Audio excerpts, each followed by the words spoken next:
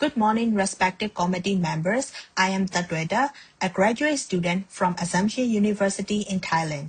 Today, I'm honored to present my study entitled The Development of a Single-Session Genogram-Based Intervention Manual to Promote Social-Ecological Resilience Among Conflict-Affected Myanmar Migrants in Thailand. Today's presentation will cover the study background, intervention development, methodology and findings, followed by implication and limitation. Conflict-affected populations experience cumulative stressors before, during, and after migration. Research demonstrates that daily stressors compound the psychological burden of displacement. Myanmar migrants in Thailand also face legal insecurity, economic hardship, and limited access to psychosocial services. At the same time, mental health care in both Myanmar and migrant hosting contexts remains severely limited. Traditional multi-session intervention, while effective, are often inaccessible in unstable or resource-constrained settings. Therefore, single-section intervention (SSIs) offer a promising alternative. Single-section interventions are designed to reduce structural barriers relating to cost, time, and service continuity while still facilitating meaningful psychological engagement. Genograms are widely used to explore family system and intergenerational patterns. However, they have rarely been operationalized into a structured, manualized single-section format for displaced adults in low-resource settings. This study addresses that gap. This slide represents the conceptual framework of the study. This intervention integrates three theoretical foundations. First, social-ecological resilience, which conceptualizes resilience as a dynamic process embedded within relational, cultural, and structural systems. Second, multi-generational resilience theory, which emphasizes that strengths, coping patterns, and values can be transmitted across generations through narrative and relational processes. Third, narrative therapy principles, which frame resilience as something that can be reauthored and made visible through structural reflection. The central assumption guiding this intervention is that structural reflection on intergenerational strengths within a contained session may activate early resilience processes such as meaning-making, relational awareness, and cultural grounding. Coming to the aims, research questions, and hypotheses, the aim of this study was to develop and preliminarily evaluate a culturally grounded, single-section genogram-based intervention. Three research questions guided the study. What preliminary changes in social-ecological resilience are observed following participation? How do participants evaluate the feasibility and acceptability of the intervention? How do participants describe their experiences of the participation in the intervention? The hypothesis predicted a statistically significant differences in total social-ecological resilience score from pre to post-intervention. So, the intervention was developed following Fraser and Kalinsky intervention development framework. The process included establishing problem and program theories, specifying core structures and processes, expert review by 4 specialists, pilot testing with 5 Myanmar counseling students, and refinement of the intervention manual for clarity, feasibility, and emotional safety, then preliminary fee implementation with the target populations. The final manual integrates strength-focused genogram construction, symbolic storytelling, a structure sharing cycle, and a resilience tree reflection. The manual is available upon request. This slide presents a brief section outline of the intervention. The intervention was delivered in approximately 3.5 hours in the group format.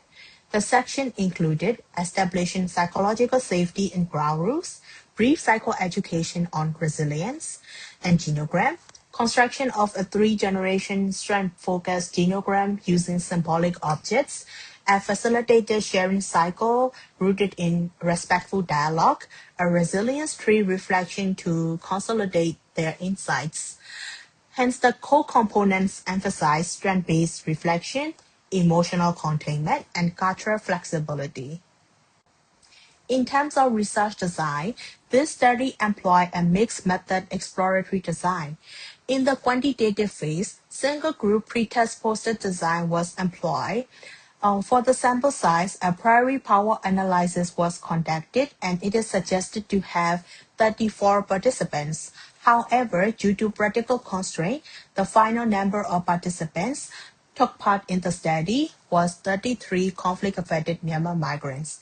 The study was conducted in Mysore, Thailand. The participants were collected with convenient sampling through community-based organization. Most of the participants are between 18 to 29 years old. More than half of the participants were female, and the majority of the participants identified themselves as Burma. For the measures, demographic questionnaires, adult resilience measure was used to assess individual, relational, and contextual domains of the resilience, and also the ACEs questionnaires were used. For the qualitative phase, one focus group discussion and 8 semi-structured individual interviews were conducted. Thematic analysis was conducted following Brown and Clark's. Reflexive journaling was maintained throughout the process due to the researchers' shared linguistic and cultural background. The result indicated a statistically significant increase in total social-ecological resilience score. Significant improvements were also observed in individual capacities, personal relationship with key individuals. However, the context, sense of belonging subskill demonstrated only marginal change. This suggests that while individual and relational awareness may shift within a single section, structural dimension of resilience may require broader ecological intervention. Based on the results of the ACEs questionnaire, overall ratings were high between the means of 5.12 and 5.55. Participants found this intervention logically structured, relevant, and satisfactory. They also willing to recommend this to their peers. Qualitative findings converge with quantitative results. 6 things emerged, including emotional processing and meaning making, resilience as relational and socially embedded, intergenerational cultural tradition as sources of strength, increased awareness of utilization of social ecological resources.